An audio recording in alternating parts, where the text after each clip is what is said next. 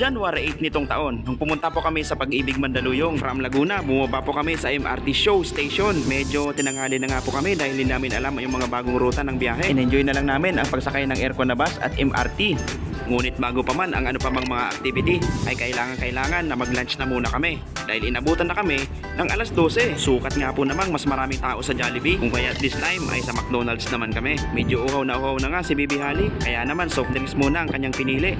Ang pagkain nga po dito sa McDo ay kagaya na rin ng sa Jollibee. Bukod sa kanilang kanin na may french fries at spaghetti, ay meron na rin silang chicken na crispy. Ito nga po at rush hour na at alas 12. Kaya marami kaming mga nakasabay na mga office workers at mga estudyante. Kaya mga 5 minutes din kami nagantay para magkaroon ng bakante.